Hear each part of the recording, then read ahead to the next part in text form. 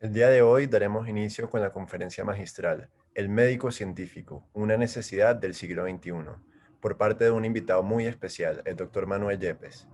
El doctor Yepes es médico y cirujano de la Pontificia Universidad Javeriana, profesor distinguido en Owain Rollins de Neurología y Neurociencia de Emory University. Adicionalmente, es director de la unidad de enfermedad cerebrovascular de Emory University y de Atlanta Veterans Affairs Medical Center. Es director del Laboratorio de Neuroimágenes y Neurociencia Cerebrovascular del Yerkes National Primary Research Center en Atlanta, Estados Unidos.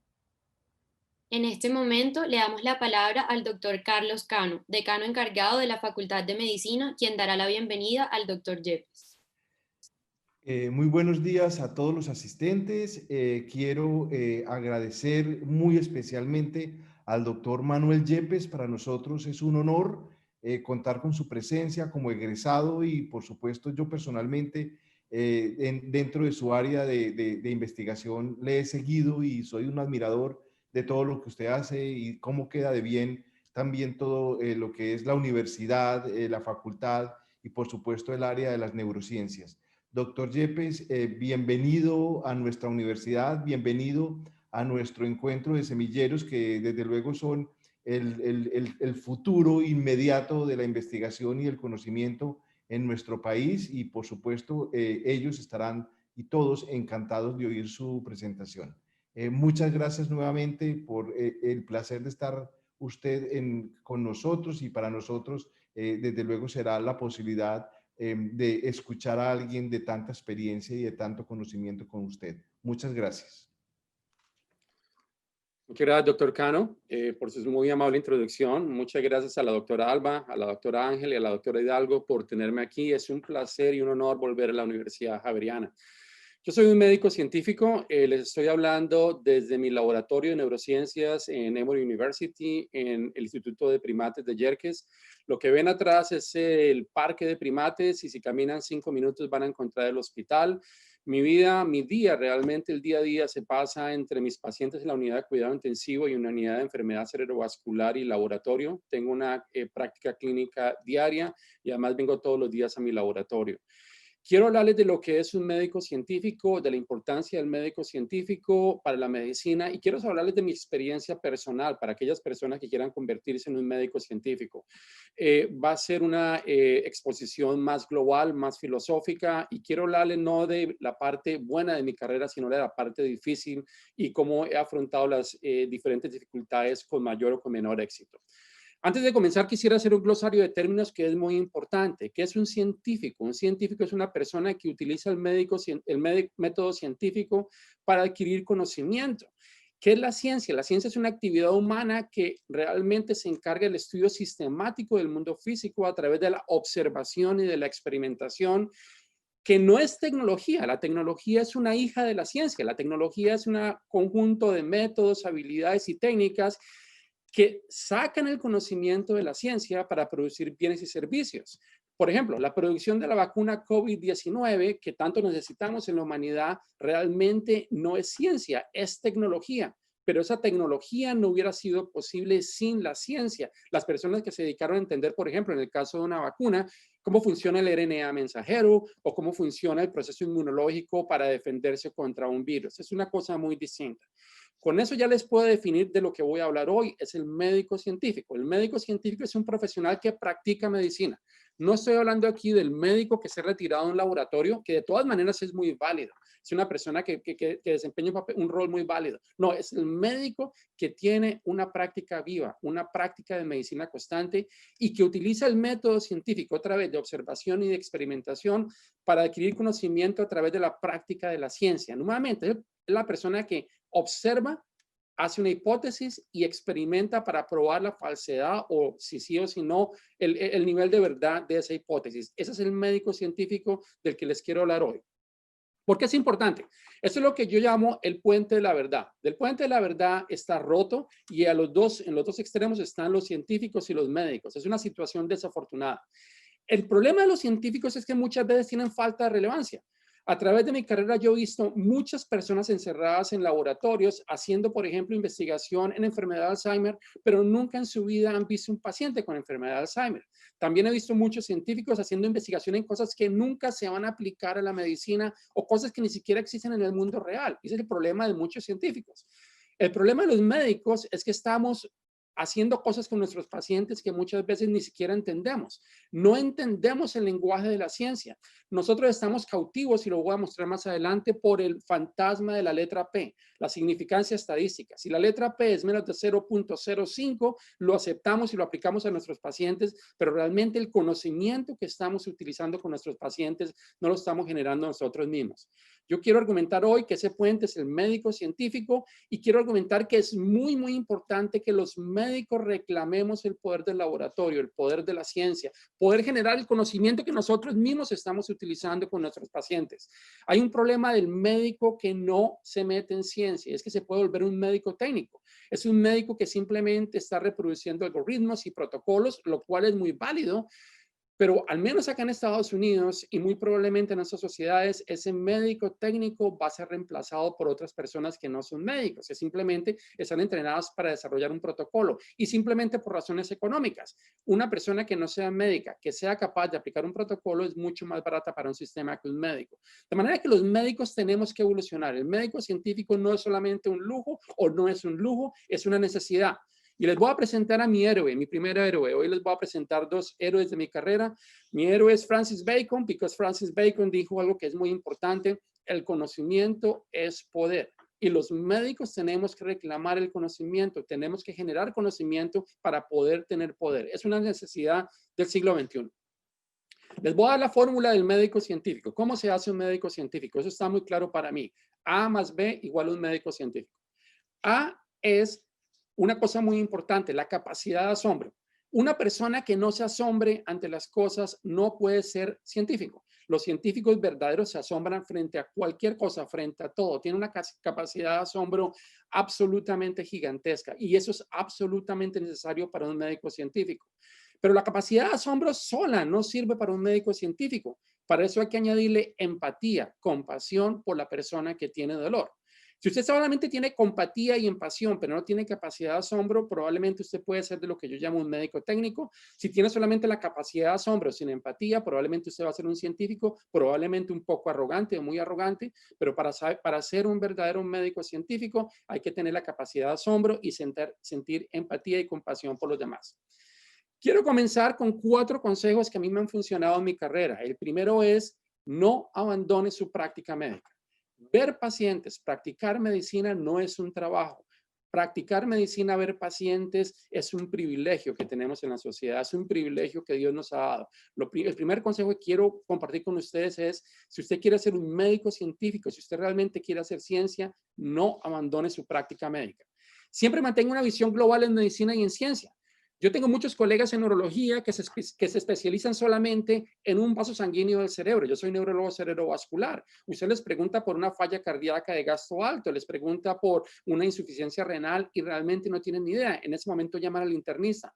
Les sugiero y les aconsejo que siempre mantengan una visión global de la medicina, que sepan todo. Lo mismo en ciencia. Tengo muchos colegas en ciencia que conocen solamente de 5 aminoácidos en una proteína o de un gen que solamente está en la mosca o que solamente está en una lombriz y no saben de nada más. Les sugiero de manera muy fuerte que realmente lo mantengan de una manera global, que lean de todo, todo en medicina, todo en ciencia. Se llama consiliencia y la consiliencia es lo que se necesita hoy en día para avanzar la ciencia. Y los médicos estamos en una posición privilegiada para avanzar esa consiliencia, esa visión global de todo. Hay muchos tipos de recompensa, defina la suya. Si usted quiere estar en ciencia por ganar plata, por beneficios económicos, probablemente esto no es para usted. El solamente hecho de ser un médico científico quiere decir que estamos renunciando aproximadamente al 25% del salario que un médico de tiempo completo puede estar ganando. La otra cosa es que si quieren tener posición y reputación, la ciencia no es el lugar para hacerlo. Yo sé que muchos médicos utilizan la ciencia y los artículos para definir posición y reputación, pero un verdadero médico científico no está dirigido, no está fundamentado en la reputación. Más adelante, con mis 11 mandamientos al final de mi charla, les voy a hablar de mi recompensa y lo más importante es paciencia, paciencia, mucha paciencia. Hay que tener mucha paciencia acá.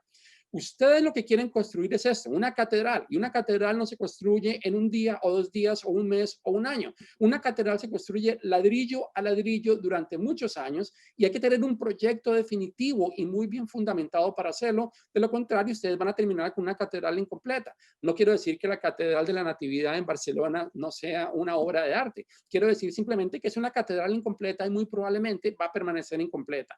Hay que ver, es como el objetivo es como la Catedral de Milán. Hay que completarla, pero nuevamente, eso es un proyecto de toda la vida.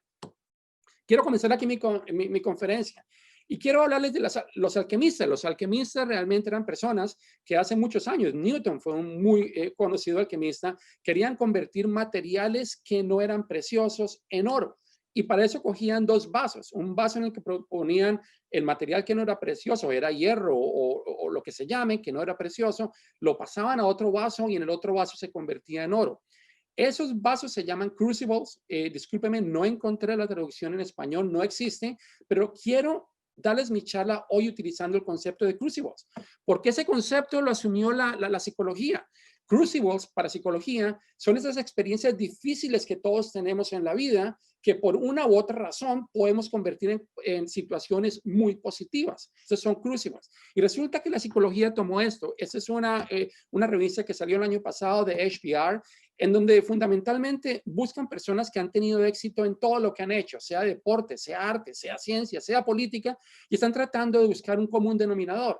El común denominador de esas personas son los crucibles. Son personas que han tenido dificultades en la vida y han sido capaces de transformar esa dificultad en una experiencia positiva y valiosa. Lo que realmente es cruel es que esta revista, ese estudio y 2 estudios más han encontrado que las personas que no han tenido momentos difíciles en la vida generalmente no llegan muy lejos. Son personas que han estado privilegiadas por la vida, pero siguen en lo que yo llamaría una altitud de crucero, sin llegar arriba, sin llegar abajo, pero nunca alcanzar algo realmente grande. Hoy quiero hablarle de mis crucibles, de qué es lo que yo he enfrentado difícil en mi carrera para ser un médico científico y cómo lo he afrontado, cómo con mayor o menor éxito lo he logrado convertir en una experiencia positiva. Esta es la Universidad Javeriana, encontré esta foto en internet, me encanta el sol, me encanta el verde y realmente simplemente para decirles que en la Universidad Javeriana pasé uno de los momentos más felices de mi vida. Fue una época muy buena. Desde muy temprano, estudiando medicina, decidí que quería ser neurólogo y realmente quería ver más pacientes.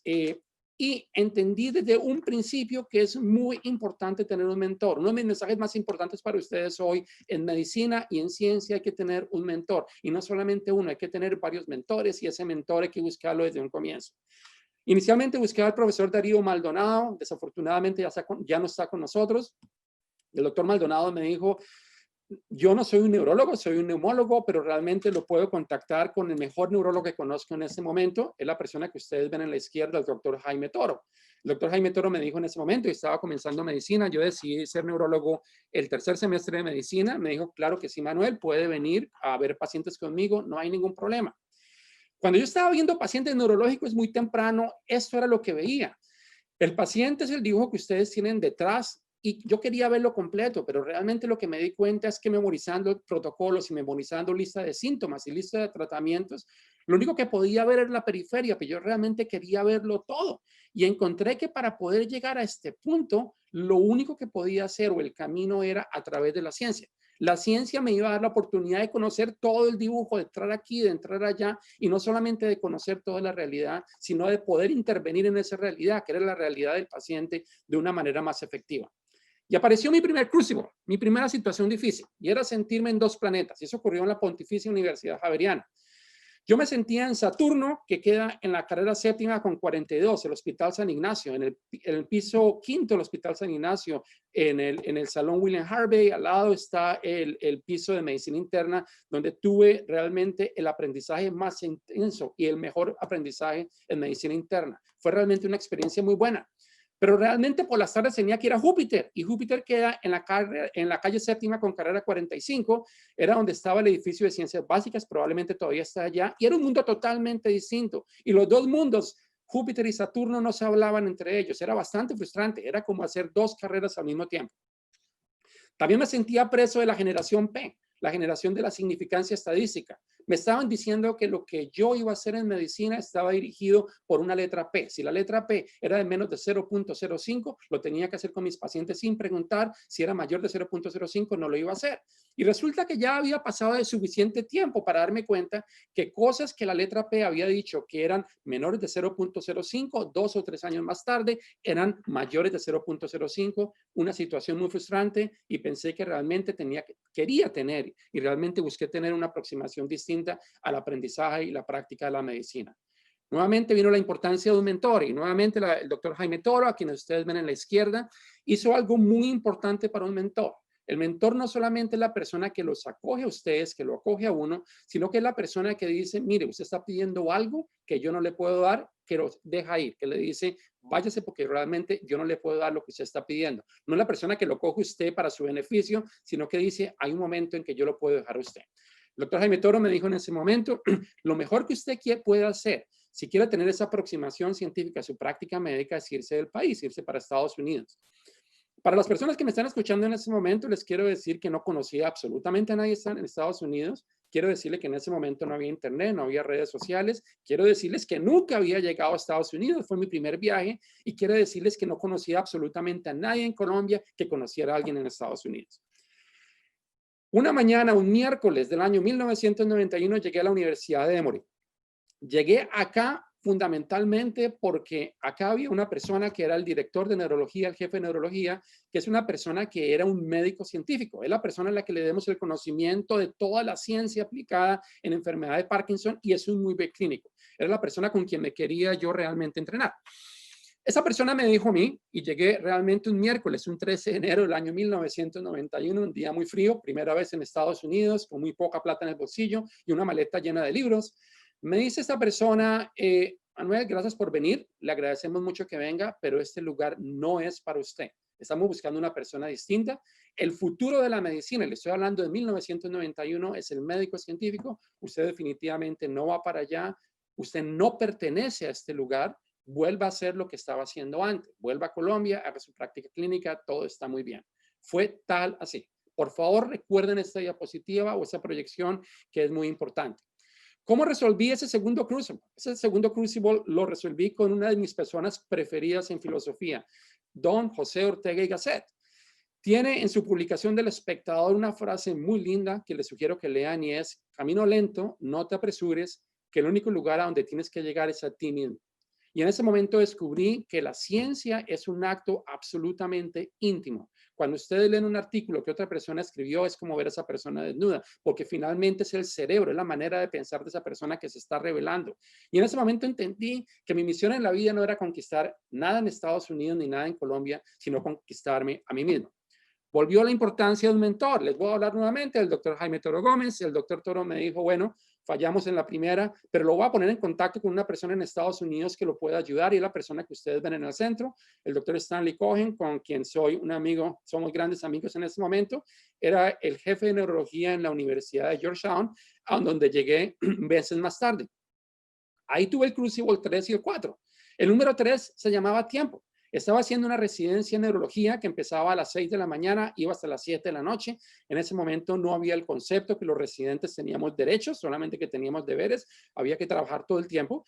El doctor Cohen tenía un laboratorio de neurociencias, y me decía, claro que usted puede ir, yo le abro el laboratorio, pero realmente después de que usted termine su práctica médica, su parte médica en la residencia, lo cual era a las 7 de la noche. A las 7 de la noche iba, comía, a las 9 de la noche estaba en el laboratorio del doctor Stanley Cohen tratando de trabajar. Y ahí viene una enseñanza muy grande. Para construir una carrera de médico científico se necesita sacrificio. Si usted se siente cómodo haciendo lo que está haciendo en este momento, no está progresando. Mi karma o mi mi lema en ese momento es: si me siento incómodo es porque estoy progresando, es porque estoy aprendiendo. Si me siento cómodo es porque no estoy aprendiendo más. Nuevamente estoy en altitud de crucero y realmente me tengo que mover a algo más.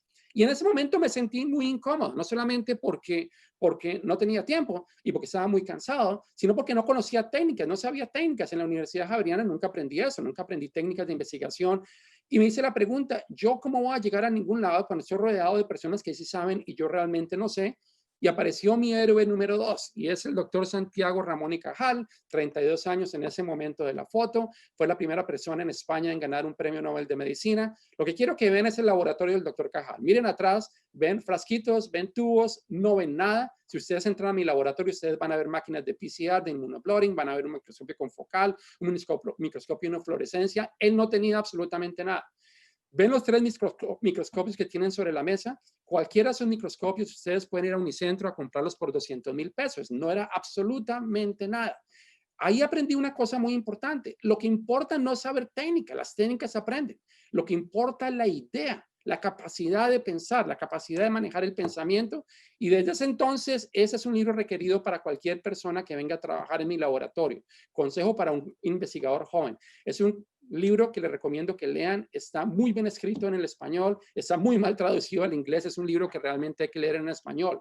Y hay 2 frases que quiero sacar de ese libro. Para un médico científico, lo primero que usted debe hacer, si usted quiere ser un médico científico, es evitar admirar exageradamente el trabajo de otras personas con más éxito. Sí, está muy bien. El doctor X, Y o Z escribieron un artículo en Cell o escribieron un artículo en Neuron. Está bien, vamos a reconocerles el trabajo, pero no los vamos a admirar excesivamente, porque eso nos va a frenar para movernos hacia adelante. Eso nos va a decir: bueno, son personas demasiado grandes y nunca vamos a poder llegar allí. Y la segunda frase de Ramón y Cajal es esta: el científico verdadero es profundamente humano. No es el científico arrogante del laboratorio. Muy por el contrario, su mejor cualidad es el amor y la entrega al resto de la humanidad. Ese es el médico científico. Y si no hay amor y deseo de entrega al resto de la humanidad, probablemente no es bueno ser un médico científico y dedicar la vida profesional a alguna otra cosa. Es muy importante, si se quiere hacer ciencia en medicina, tener modelos filosóficos. Les voy a mostrar los 4 míos. El primero es: no hay cosas buenas y malas en ciencia, simplemente hay hechos. El coronavirus está matando personas por todo el mundo, es una situación terrible, pero el coronavirus en sí mismo, si ustedes miran la biología del coronavirus, es absolutamente hermoso, es absolutamente bella, no es ni buena ni mala, simplemente es un hecho. El segundo lo aprendí de esta persona, Wolfgang Pauli. Wolfgang Pauli sucede que es el primer extranjero que fue director del Max Planck Institute, y además de eso es una persona que ganó un premio Nobel por descubrimientos fundamentales en física de partículas. Voy a escribirles en inglés y les voy a poner en inglés lo que él escribió en una evaluación de uno de los miembros de su grupo de investigadores. A mí no me importa que usted piense lentamente. Lo que me importa es que usted publique más rápido de lo que piensa. Y eso es una parte que fue muy importante para la vida. Yo no me quise convertir y no me quiero convertir en ese tipo de personas que tienen 300 publicaciones, pero sin absolutamente ningún contenido. Yo lo que sugiero y lo que me sugiere a mí mismo es: prefiero tener 1 o 2 o 3 publicaciones al año, o una no más, con un muy buen contenido, que tener 300. Fundamentalmente, cuando me siento en mi escritorio a revisar la carrera de otras personas que quieren venir a la universidad o que quieren promoverse en otras universidades, y cuando veo una lista de 200, 300 publicaciones, me pongo a pensar en Wolfgang Pauli. Probablemente esta no es la persona que queremos. Probablemente es una persona muy arrogante que quiere describir y escribir todo lo que encuentra simplemente para tener una buena hoja de vida. Mi tercer modelo filosófico es Karl Popper, nuevamente en inglés porque creo que esa palabra no tiene traducción: falsifiability. Quiere decir que realmente las hipótesis científicas son transitorias. Si yo digo que el cerebro funciona de esta manera, simplemente es una hipótesis esperando que alguien más llegue más tarde a decir que yo estaba equivocado. Así es como avanza la ciencia. Eso es algo fundamental. Si usted piensa que en ciencia uno viene a llegar a poner una hipótesis que es absolutamente verdadera, que uno tiene que defender contra viento y marea, probablemente tiene que cambiar de manera de pensar, porque la aproximación en ciencia es una aproximación y no más que eso, una aproximación temporal que realmente las personas que vienen detrás de uno o adelante de uno van a cambiar. Y esa es la persona más importante, Thomas Kuhn. Hay 2 tipos de ciencia para Thomas Kuhn: lo que se llama la ciencia normal. Alguien hace o descubre algo muy importante y hay millones de personas que simplemente incrementan ese conocimiento. Alguien descubre que no dormir bien produce depresión al día siguiente. y hay miles de personas que reproducen lo mismo en ratas, en chimpancés, en primates, en ratones, y escriben y desarrollan toda una carrera en eso. Les sugiero que esa no sea la carrera de ustedes. Les sugiero que sea el segundo tipo de ciencia, que son las revoluciones científicas, lo que realmente cambia. Vamos a cambiar de paradigma, vamos a salirnos de lo que realmente todo el mundo piensa. Vamos a hacer el bloque fundamental sobre el cual las otras personas van a desarrollar ciencia normal. Los médicos tenemos la oportunidad única de hacer eso, porque los médicos tenemos conocimiento del dolor humano, no las personas que se dedican exclusivamente a ciencia. Referencias para un médico científico. Primero, el que ya les hablaba, del libro de Ramón y Cajal. Segundo, el libro de Thomas Kuhn, La estructura de las revoluciones científicas. Es un libro que toda persona que viene a mi laboratorio tiene que leer. Y la tercera es el libro de Karl Popper, del Círculo de Viena. Es un libro realmente brillante que yo recomiendo leer para todas las personas que quieren hacer una carrera en ciencia y en medicina.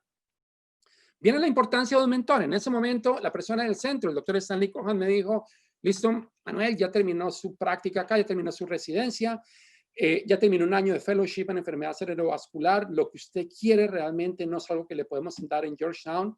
Si usted se compromete a mantener su práctica clínica en Georgetown desarrollando la unidad de enfermedad cerebrovascular, yo lo voy a mandar para otro lado para que realmente tenga lo que quiera. Y fue así como llegué al Instituto Nacional de Salud, al NIH. Fue un momento absolutamente feliz en mi carrera. Fue un momento muy, muy feliz en donde aprendí, en el cual aprendí una cantidad de técnicas, estuve en contacto con muchas personas, pero finalmente apareció el Crucible número 5 en el NIH. Esta es la campana de la libertad. Esta es la campana de la libertad que está en Filadelfia y es lo que yo quería, independencia. Bueno, ya pasé por un laboratorio en Georgetown, ya aprendí muchas técnicas en el NIH, ahora realmente quiero ser independiente. Y para ser independiente necesitaba fundamentalmente tres cosas. Una idea, pero una idea que fuera mía, no una idea que fuera de la persona que me acogió en el laboratorio. Yo no podía simplemente tomar la idea de él y llevármela a un laboratorio para mí. Una idea era número uno, lo segundo era tener recursos, y recursos es dinero, y lo tercero es tener un camino. ¿Cuál es el camino para, una vez tenida la idea y los recursos, realmente poder desarrollar mi propia carrera? Una idea. Ese es un proceso que en filosofía del pensamiento científico se llama abducción. No sé por qué lo llaman así.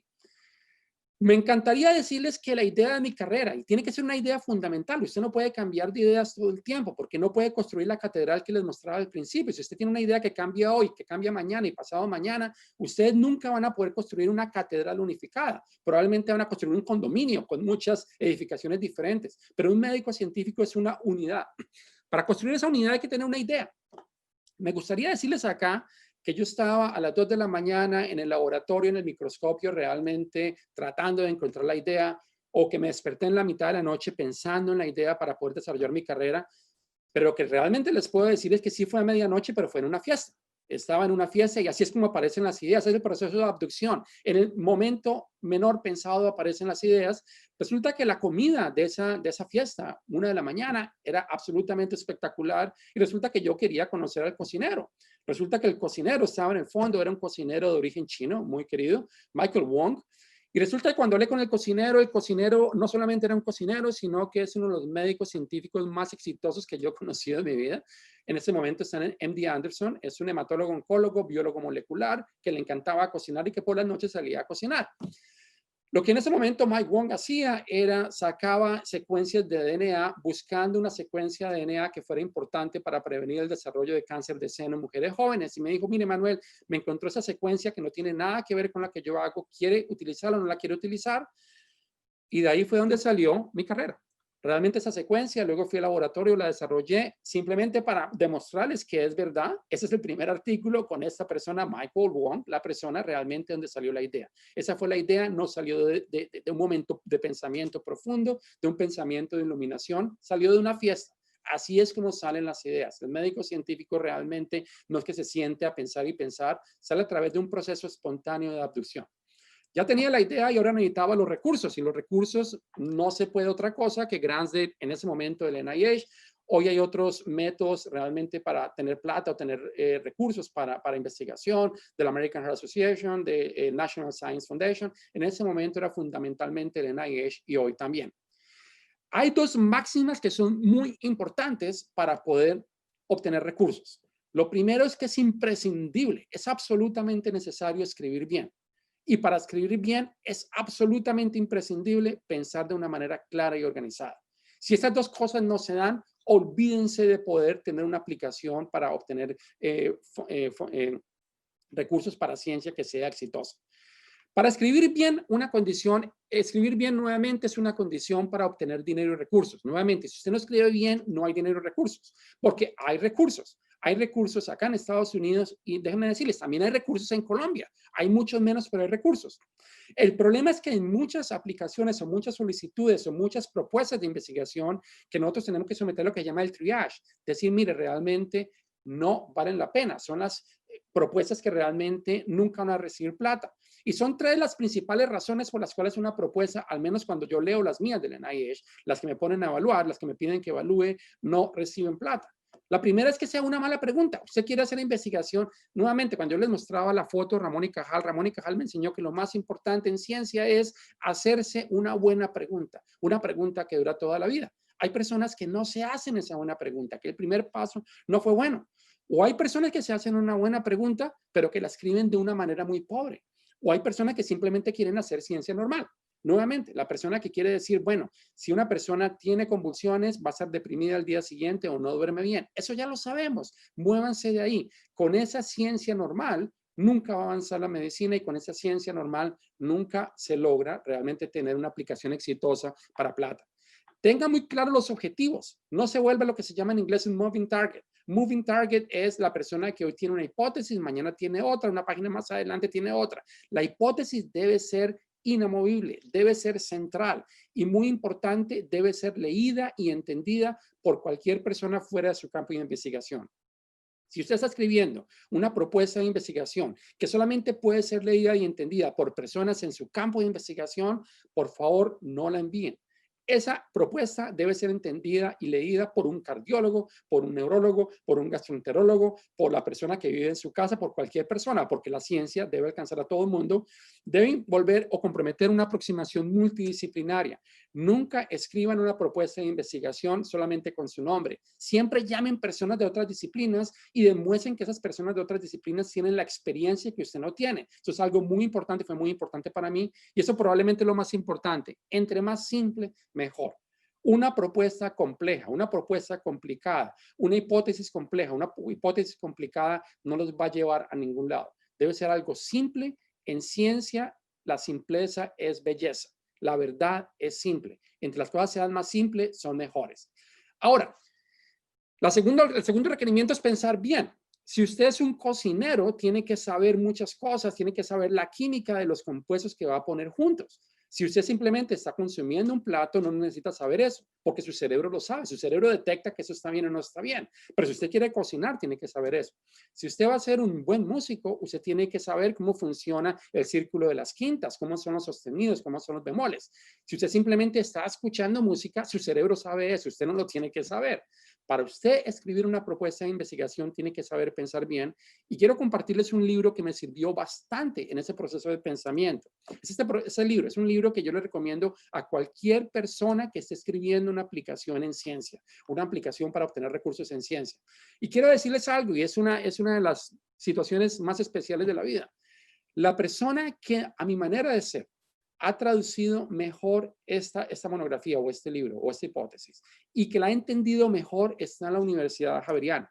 Es el padre Gerardo Remolina Vargas. Es una persona absolutamente especializada en este libro. Para una persona que quiera hacer ciencia, un médico científico que realmente quiera hacer ciencia, yo les recomiendo, traigan al padre Remolina y pídanle que les dé una conferencia en este libro y cómo, una vez ustedes entiendan cómo funciona el entendimiento humano, cómo es mucho más fácil de escribir una propuesta de investigación. Ahora viene el camino, la tercera necesidad. El camino siempre debe llevar a dos letras y un número, R01. Es el grano o es la aplicación que realmente define al investigador. Si usted realmente puede lograr este tipo de método de GRAN, ese R01 realmente es lo que define su carrera. Si usted no lo puede lograr, probablemente es mejor que se dedique a otra cosa. Pero hay un camino y ese es el camino que se da para médicos como nosotros. Realmente en esto, una persona, y ustedes ven ahí lo que dice MD, es el momento en que usted se hace médico, Faculty Position es el momento en que usted ya avanzó y usted ya tiene una práctica clínica y hace otras cosas. Lo que ustedes se dan cuenta es que en cualquier momento de su carrera, uno puede tomar la decisión de volverse un médico científico. Y para ese momento, de acuerdo al momento, hay diferentes mecanismos para obtener dinero, por lo menos del NIH. Lo que yo escogí fue lo que se llama el KO8. El KO8 es el que ustedes ven ahí arriba después de que uno se ha graduado de médico y es dirigido exclusivamente a médicos que quieren hacer ciencia y médicos científicos. El chance o la probabilidad de tener éxito en una de esas aplicaciones es del 20%, lo cual en el clima de hoy en día es bastante bueno. Lo más importante en ese tipo de aplicaciones es la idea que usted tenga, pero fundamentalmente el mentor, la persona que realmente lo va a ayudar a desarrollar este gran. En mi situación yo le pedí esto a dos personas, el doctor Dan Lawrence y Dudley Strickland. El que ven en la izquierda, Dan, fue la persona que describió uno de los inhibidores de la fibrinolisis, y lo que ustedes ven en la derecha es la persona que describió el receptor LDL en el cerebro, el que medimos en la sangre en personas con colesterol elevado. Dan y Dudley me dijeron desde luego que sí, estaban absolutamente extrañados que un médico quisiera hacer ciencia, y eso pasó hace ya bastantes años, pero me dijeron desde luego que sí, Manuel, no hay absolutamente ningún problema. Y con eso llegó el primer gran, el KO8. El KO8 fue exitoso nuevamente, fue una idea buena, estaba bien escrita y sobre todo tenía muy buenos mentores. Y cogí mi gran, lo cual ya me daba una cantidad de plata para pagar parte de mi salario, y llegué a la Universidad de Maryland en Baltimore. La idea es, la Universidad de Maryland queda muy cerca de la Universidad de Georgetown en Washington, podía ir y venir, podía mantener mi práctica clínica. Fue un momento absolutamente feliz en mi carrera. En ese momento desarrollé mi idea. Tuve dos cosas que son muy importantes en la vida de un médico científico, y es que tuvimos la capacidad y la fortuna de tener 3 patentes con la idea que estábamos desarrollando. Pudimos escribir artículos, pero nuevamente empezó el otro crucible. El crucible de la Universidad de Maryland otra vez era la campana de independencia. Estoy feliz acá, estoy feliz haciendo lo que hago, pero finalmente quiero ser independiente, quiero tener mi propia idea, quiero desarrollar mi propio laboratorio. Y lo más importante es, quiero tener independencia intelectual. Hay algo muy importante cuando usted tiene un mentor. Cuando tiene un mentor es importante buscarlo, pero también es importante dejarlo. Nuevamente, cuando yo me siento en mi escritorio a leer la hoja de vida de alguna persona que, por ejemplo, quiera promoverse en la universidad o en otras universidades, me mandan cartas pidiéndome, por favor, evalúe la hoja de vida de esta persona para poder si lo podemos avanzar a profesor o lo podemos avanzar en tenure. Una de las cosas que yo miro son los artículos, y lo que hago es, con un resaltador, resalto el nombre del mentor en los artículos y con otro el nombre del candidato. Si yo veo que todos los artículos del candidato son con el mentor, realmente eso significa que esa persona nunca logró independencia. En este momento es muy importante para avanzar en la carrera ser capaz de publicar sin su mentor. Es un proceso doloroso que muchas veces terminan en peleas, pero esas peleas, créanme, generalmente o siempre, si la relación fue sólida, siempre se van a solucionar. Y eso no simplemente pasaba por el hecho de volverse independiente, sino también porque hay que sacar plata. Realmente hay que sacar plata, y en ese momento encontré varias opciones. Y realmente la única opción válida para una persona que quiera ser independiente es el R01, el gran que ustedes ven allá arriba. ¿Qué es importante el R01? Nuevamente, ¿por qué es una cosa tan importante? Es lo que define a un investigador. Si un investigador no puede tener un R01, no puede escribir un R01 él mismo, no quiere decir que participe en el R01 de otra persona. Si no puede tenerlo él mismo, probablemente en ese momento tiene que parar su carrera y dedicarse a algo más. La posibilidad de un R01 de ser exitoso es 12%, hoy en día casi que 16% cuando usted es un nuevo investigador, pero cuando usted es un investigador establecido, la capacidad de éxito disminuye. Y la razón es que al menos el NIH, la American Heart Association, están buscando traer gente nueva, sobre todo médicos nuevos a que hagan investigación. El primer R01 es más fácil de entender y más fácil de obtener. Ahora, esta gráfica la saqué de la página del NIH y es muy importante. Recuerden otra vez el concepto de la catedral. En el eje de las X usted encuentra la sobrevivencia de su carrera en el porcentaje de personas que han logrado sobrevivir la carrera 5, 10, 15 años como médico científico o más de 15 años. Si usted está pensando que su idea solamente va a dar para un R01, su carrera en promedio va a durar solamente 5 años. Y eso le estoy hablando más o menos del 60% de los médicos científicos. Realmente el primer R01 simplemente es una introducción. Usted tiene que empezar a pensar en el segundo y en el tercero. Lo que ustedes ven en verde, en magenta y en anaranjado Es el chance de que la carrera dure 15 años. Cuando usted ha tenido el segundo, el tercero y el cuarto R1s, realmente se va. Cuando usted ha tenido más de 5 R1s, realmente hay un buen chance de que la carrera dure más de 15 años, aproximadamente 20 años. Entonces, simplemente para traer el concepto de que esta es la catedral. Una catedral no se construye en 5 años. Por eso la idea, el proceso de aprendizaje, el proceso de desarrollo mental, porque eso es un proceso intelectual. Olvídense de las técnicas las van a aprender. En mayor o menor grado las van a aprender. Es el proceso de generar una idea. Es el proceso intelectual lo que los va a mantener vivos. En este momento en nuestro laboratorio ya hemos tenido 8 R1s. El último nos lo dieron hace unos pocos días. Ya sabemos que estamos más o menos a los 20, 25 años. Y les doy ese número por una sola razón. Si hay una técnica que yo no sé cómo hacer, simplemente voy donde la persona de al lado me la enseña, la traigo a mi laboratorio y la desarrollo. Nuevamente, lo importante es la idea. Lo importante es el proceso de aprendizaje, el proceso intelectual. Esa es la página que tenemos que llenar cuando estamos revisando una aplicación para un Gran R1. La quiero compartir porque quiero que ustedes entiendan qué es lo que es importante o compartir eso con ustedes. Eso es lo que me mandan a mí para llenar cuando estoy evaluando una aplicación de otra persona. Primero, ¿cuál es el impacto? Que realmente lo que ustedes están proponiendo, lo que yo estoy proponiendo, que el investigador está proponiendo hacer, realmente tenga un impacto en la ciencia, que no sea ciencia normal. ¿Cuál es la significancia? Y aquí es donde los médicos realmente somos únicos. ¿Por qué eso es significante? Si estoy trabajando en una proteína que solamente importa en un ratón que está en un lugar determinado, realmente no es muy significante. Pero si realmente estoy trabajando en algo que puede realmente tener un impacto en la calidad de vida de las personas que están sufriendo enfermedad, realmente es importante, es significativo. Los investigadores son muy importantes y aquí es muy importante tener un team, tener un grupo. Una de las cosas que uno dice como debilidades cada vez que lee un grano, por lo menos que yo lo hago, es si el investigador va solo, sin un grupo alrededor. Eso quiere decir o que es muy arrogante o que no entiende el proceso. Un investigador siempre debe reconocer que tiene debilidades y debe tener otros investigadores. La innovación es muy importante, es la parte técnica del GRAN, qué técnicas va a utilizar usted, cómo va a utilizar eso, cuáles van a ser sus recursos. La aproximación, que es el punto número 4, es la parte realmente intelectualmente profunda. Usted cómo va a comprobar su hipótesis y el medio, en qué universidad está usted, en qué medio usted va a desarrollar usted, es bastante importante. Como se dan cuenta, en este punto, yo no sé si son PhD, si son MD, si son hombres, si son mujeres, no tengo idea de absolutamente nada de qué país son, qué lenguaje hablan. Lo único importante es cuál es la idea y cómo va a desarrollar la idea. En ningún momento preguntamos, ¿usted es experto en esta técnica o en aquella técnica? ¿Usted habla buen inglés? ¿No habla buen inglés? ¿Usted de dónde es? Lo que nos importa es la idea y cómo, de nuevo la idea, cómo va a impactar la idea de las personas y qué va a pasar. Hay 3 momentos que nunca se le olvidan a uno: el primer amor, el primer hijo y el primer R1. Y eso fue lo que me pasó a mí. A Dios gracias, hace ya bastantes años. El primer R1 realmente trajo independencia y luego vino el proceso de independencia del mentor. Es el crucible número 7. Hay que ser absolutamente firmes, hay que ser absolutamente agradecidos, pero nuevamente hay que irse. No pueden seguir con su mentor toda la vida. El mentor hay que dejarlo, si no es un proceso de dependencia intelectual que realmente va a afectar su progresión en la carrera, sea un médico científico, sea un científico solo, o incluso si es un médico solo. Hay que independizarse del mentor. Pasó en ese momento una cosa que fue absolutamente interesante y la voy a escribir en los últimos 5 minutos de mi charla. Me llamaron de Emory.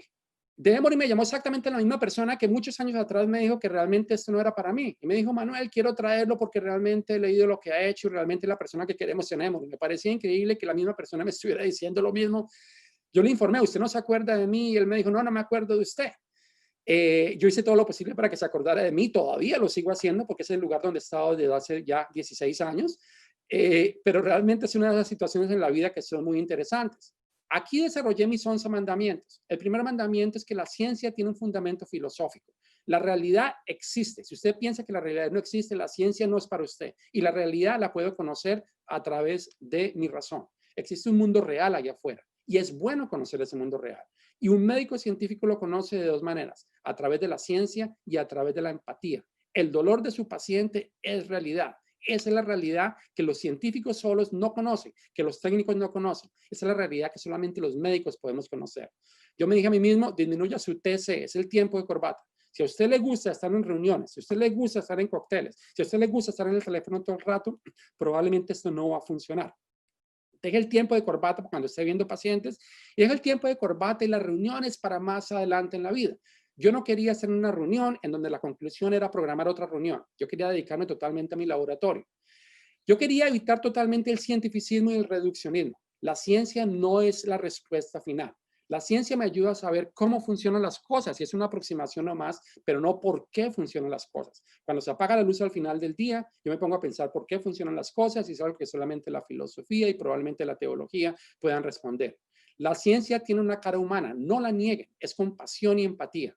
Que algo funcione no quiere decir que sea verdad. Hace muchos años a alguien se le ocurrió que la Tierra era el centro de todo el universo y desarrollaron un modelo que se publicó en el Almagesto, que es un modelo muy bonito, y en ese modelo que era muy complicado realmente servía para predecir eclipses, para predecir mareas, para predecir las fases de la luna, pero no era verdad.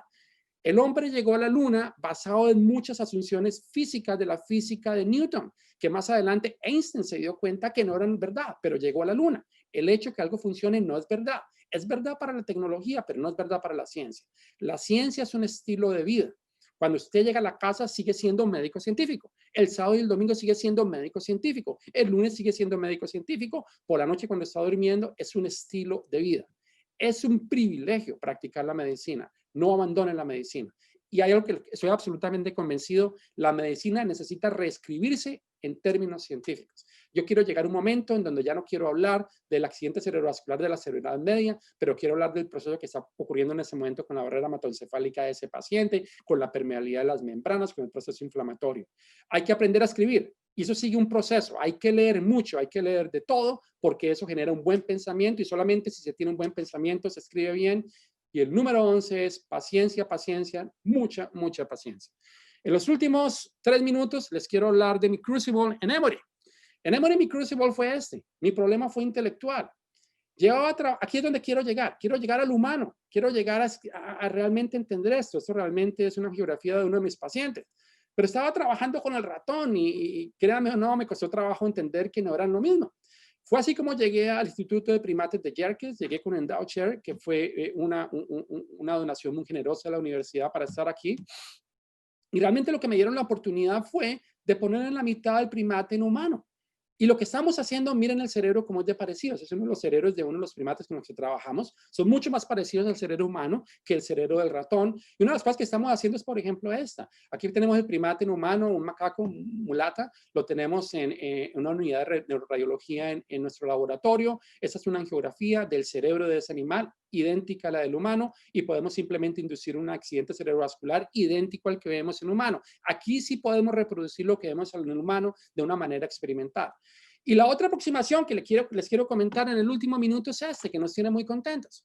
Estamos tomando los pacientes que veo en mi clínica allá atrás en el hospital. Les estamos haciendo una biopsia de piel. Con esa biopsia de piel lo que estamos sacando es los fibroblastos de esa piel. Estamos devolviéndonos por una secuencia de pasos hasta las células primitivas, hasta lo que se llama las células pluripotenciales, y de allí estamos formando neuronas. Esa es una de las neuronas reales de uno de mis pacientes. Nos podemos devolver al proceso in utero y podemos cultivar neuronas de esa persona en especial. Y luego estamos poniendo esas neuronas en procesos como, por ejemplo, genomics, proteomics, para saber cuál es la diferencia en la composición genética y la composición proteica de esas personas, de esas neuronas, que los hacen más susceptibles tarde en la vida. En el caso de nosotros, estamos investigando porque algunas personas se vuelven dementes o tienen proceso intelectual de deterioro intelectual después de un accidente cerebrovascular. Simplemente quiero dejarlos en los últimos 30 segundos, dejarlos con esta frase que me encontré en una calle de España, saliendo del Parque El Retiro de Madrid, que realmente me ha servido mucho en la vida, y es de León Felipe. Dice: nadie fue ayer, ni va hoy, ni irá mañana hacia Dios por ese camino que voy yo. Para cada hombre guarda un rayo nuevo de luz del sol y un camino virgen Dios. Les hablé de mi camino, pero es un camino único. Pero espero que en mis crucibles hayan visto un común denominador con la carrera que en este momento están tratando de desarrollar o que ya están desarrollando. Desde luego no sobra decirles que estoy aquí a sus órdenes y en algo puedo ayudarles a ustedes en el proceso de su camino. Muchas gracias a todos, muy amables.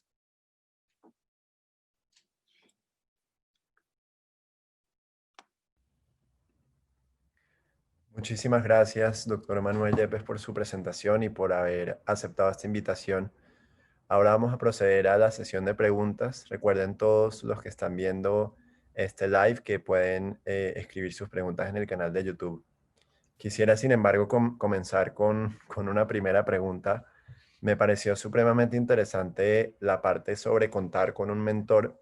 Digamos, en nuestros semilleros de investigación, que tenemos más de 30, siempre hay un profesor que está, digamos, como pendiente de los estudiantes y los ayuda en el proceso de investigación.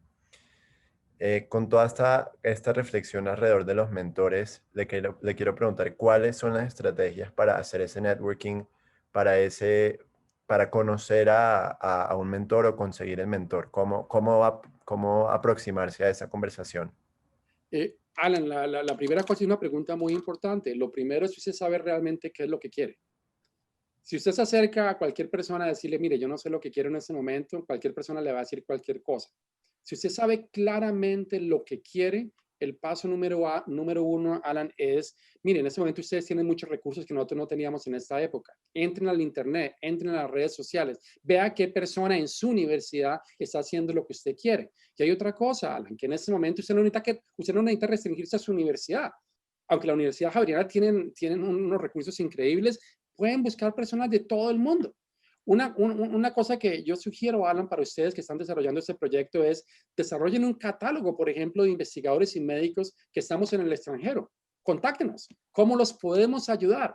¿Cómo podemos ayudarlos en lo que ustedes quieren? En este momento hay muchísimas más cosas, pero para responderle su pregunta, Alan, el requerimiento número uno es que usted sepa lo que quiere. Si alguien viene a preguntarme en mi oficina, mire, lo que yo quiero de usted es esto, A, B, C, yo sé dónde quiero llegar allá, es mucho más fácil para uno como mentor realmente moverlos en esa dirección. Ok, muchísimas gracias.